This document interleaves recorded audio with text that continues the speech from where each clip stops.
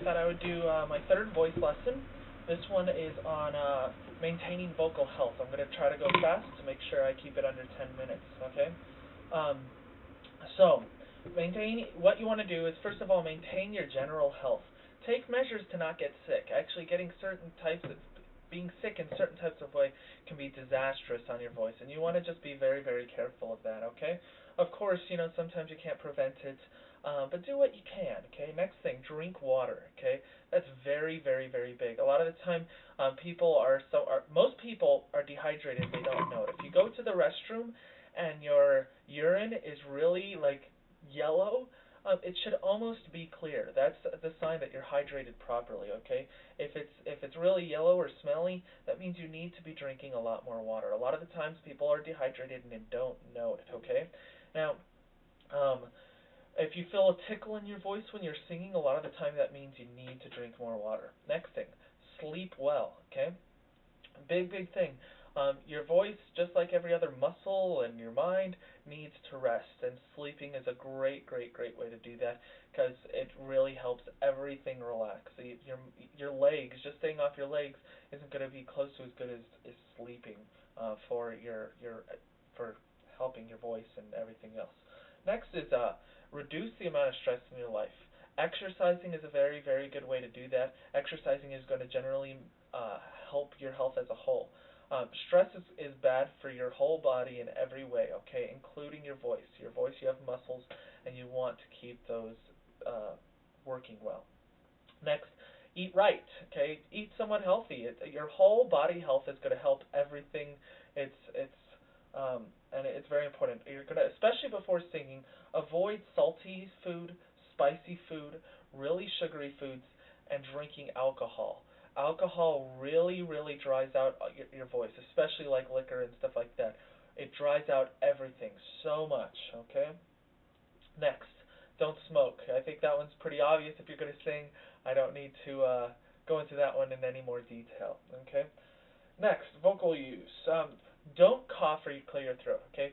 When a lot of the times when you're going to cough, what you do is you close your vocal cords together and then put a lot of pressure on them to get it out. We don't want to do that.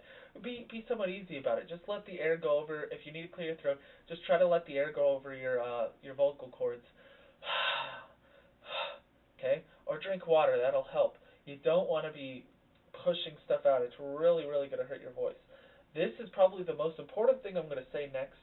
Well, one of the two most important. Relax. That is just everything based on that. I know for voice lessons I give you so much information and you have to remember it all, and then at the same time relax doing it. It's almost impossible, but at the same time you need to relax. That's one of the most important thing. In almost every topic, the two things I give to you is relax and then the next point, breathe and support from your stomach, okay? We could support from our voice and put the pressure on there, but that's going to hurt us, okay? We want to breathe and support everything from our stomach, okay? Um, so next, pace your vocal extremes. Don't spend all day singing high and don't spend all day singing low. If you're a mezzo or you're a soprano or you're a tenor, don't try to be a bass or an alto. It's not going to be to your vocal advantage, okay? What you're going to want to do is you're going to want to the reason is a lot of people, the reason they sing in a higher range is because a lower range is because they haven't been trained properly, and therefore they're reaching for the high notes and it gets sore and tiresome. The proper thing to do is to train your voice a little bit and learn how to do it right. You don't want to do it otherwise. So, next, when you start your day off, don't be really loud. A lot of people, I'm not as big of an advocate as warming up as a lot of people are, but I'm not stupid, okay? If you've been talking all day and then you go in to sing in a class at, 7 p.m. or you go to do a performance, if you're going to do like a real serious performance, yeah, I'd probably warm up. Uh, even, but at the same time, that day you should have been talking very minimal, okay? But otherwise, you've been talking all day, okay?